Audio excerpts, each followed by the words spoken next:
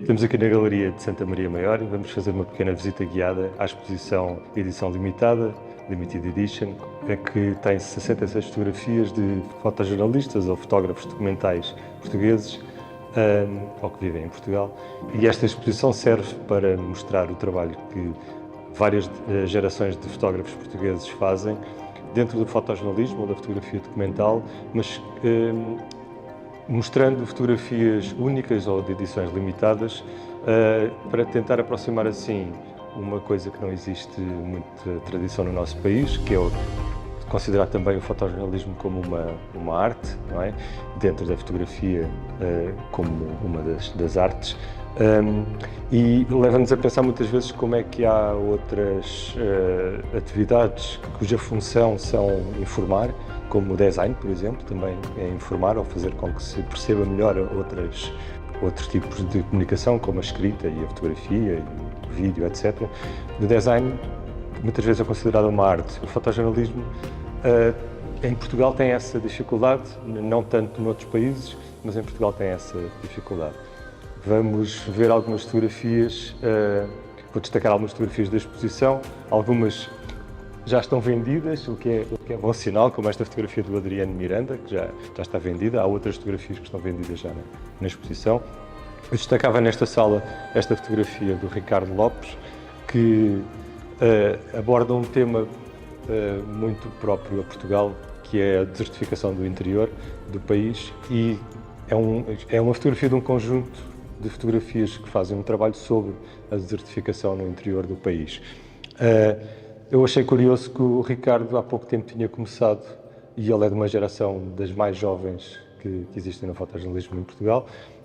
Ele começou a vender provas fotográficas do seu trabalho, algumas em edição limitada, e isso faz com que as fotografias tenham um maior valor também para os colecionistas, porque se nós imprimirmos, se ele disser que só há 5 fotografias deste tamanho neste papel, assinadas e numeradas, por exemplo, quer dizer que só vão haver mesmo 5 fotografias iguais a estas, e as 5 pessoas que as tiverem, ou as pessoas que as tiverem, vão ter no fundo um exclusivo, uma obra exclusiva na sua posse. E que, isto falando um pouco em termos financeiros, também é um investimento, porque mais tarde a fotografia pode ser valorizada e essa pessoa pode ir vender com uma mais-valia, digamos, que é no fundo o que muitos colecionadores procuram também, como há colecionadores que procuram isso noutras artes, como a pintura, por exemplo, que é um exemplo bastante clássico. Agora passávamos aqui à segunda sala da exposição, onde cabem mais fotografias, e aqui eu falaria desta fotografia do Henrique Vives Rubio, que é um fotógrafo catalão que vive em Portugal já, penso que há 14 anos. Ele há pouco tempo fez um livro muito interessante, onde andou a fotografar durante um dos confinamentos, andou a fotografar as fronteiras de Lisboa, basicamente, e esta é uma espécie de fronteira que ele encontrou em sítios pouco óbvios da cidade de Lisboa. Ele, devido ao confinamento, não se podia sair do concelho, não é?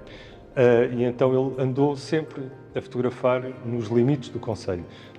Esta fotografia é uma das que aparece no livro também, e também, lá está, é uma prova única. Falaria agora destas duas. Esta também foi feita durante o confinamento. É um trabalho do Rui Gaudêncio, do Jornal Público. Eu lembro-me que é uma série de fotografias sobre o confinamento e sobre os acontecimentos marcantes que aconteceram durante um dos confinamentos. Esta fotografia simboliza o 1º de Maio, que foi... muita gente viu as fotografias e as reportagens em televisão do 1º de Maio da CGTP organizado na Alameda e o distanciamento social que havia na altura. Esta fotografia simboliza isso de outra maneira, simboliza esse afastamento e essa proteção e esse cuidado com um punho erguido. Eu acho que é uma fotografia bastante conceptual, feita por um fotojornalista para um jornal, e isso também é algo que se está a transformar nos jornais. É que nós estamos muito habituados a ver fotografias como agora temos visto fotografias da guerra da Ucrânia, por exemplo.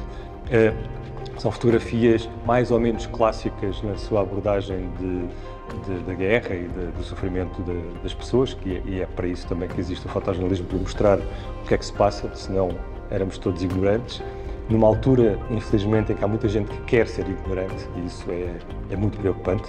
Uma coisa que tem a ver com esse querer ser ignorante é esta fotografia do Francisco Romão Pereira, que são basicamente despojos que se encontram no mar. É lixo que se encontra no mar. E também é uma fotografia que simboliza uma coisa que nós estamos habituados a ver as ondas, a ver o mar sujo, etc., ou a ver os plásticos a boiarem. Aqui temos uma fotografia composta com esses elementos. Eu faria aqui um pequeno à parte, só porque ali no texto inicial é mencionado que a pintura também já serviu para mostrar o que o fotojornalismo está a mostrar. No caso do Goya, por exemplo, que pintou várias guerras no seu tempo. E digamos que há atividades jornalísticas, como, obviamente, a escrita jornalística, que também já passaram para a literatura. E eu dou um exemplo que eu particularmente gosto muito, que é de um escritor espanhol chamado Arturo Pérez Reverte, que é bastante conhecido, e ele próprio tem um livro chamado O Pintor de Batalhas, em que fala sobre um fotojornalista que se isolou numa espécie de uma antiga ruína, vá lá, e começou a pintar um mural, tornou-se pintor, não é? E pintou um mural com batalhas das quais ele viveu, nomeadamente na Bósnia. É um livro muito interessante e é curiosa essa ligação entre um escritor que foi jornalista, que escreveu para jornais, e depois se virou para a literatura. Acontece isso já também em alguns jornalistas portugueses, mas gostava de fazer esse paralelismo com o fotojornalismo que estamos a ver aqui, a fotografia documental e a arte. E, neste caso, fotografias que podem ser mais conceptuais. Passando para outra sala, temos aqui mais fotografias, inclusive temos aqui a minha fotografia, que também aqui está exposta, que é uma vista de Lisboa num daqueles dias em que a poeira do Saara toldou grande parte do país. Fica ao lado de uma fotografia que eu gosto particularmente, do José Sarmento Matos, que se passa no bairro da Jamaica, no Seixal. Ele fez um trabalho bastante completo e continua a fazê-lo no bairro da Jamaica, que é um bairro, uns prédios que foram abandonados, vá lá, penso que foi pelo empreiteiro que os começou a construir, e foram ocupadas por muitas famílias. E essa realidade existe há muitos anos, já apareceu nas notícias, o Presidente da República já lá foi também há uns 2 anos, penso eu, mas o José Sarmento Matos está a fazer um trabalho continuado de fotografia documental, não é fotojornalismo, obviamente, mas é mais fotografia documental, porque ele anda a documentar uma realidade durante muito tempo, com muito tempo, ganhando familiaridade com as pessoas, tanto que esta fotografia é dentro de um dos apartamentos desses edifícios e relata uma situação bastante cotidiana, que são um filho a estudar e a mãe, penso que é a mãe, a ajudá-lo a estudar, e a miúda também está a estudar. Esta fotografia do Tiago Miranda tem uma mensagem muito clara. Foi fotografada, penso que em Washington, quando ele esteve lá há alguns meses, e é um senhor a entrar numa igreja e esta nota para as pessoas se lembrarem, para serem gentis e serem bondosas, basicamente. Agora seguimos aqui para mais uma sala que tem 6 fotografias. Aqui destacava a fotografia do Gonçalo Delgado, que tem muito a ver com o dia de hoje, por exemplo, em várias partes do país, em que está a nevar, na zona do Gerês, Parque Natural de Gerês Penedo. É uma fotografia um pouco diferente, é uma paisagem um pouco diferente, um pouco dinâmica, digamos, que é muita panagem também da fotografia do Gonçalo. Esta fotografia eu acho muito bonita também, lá está, é uma paisagem.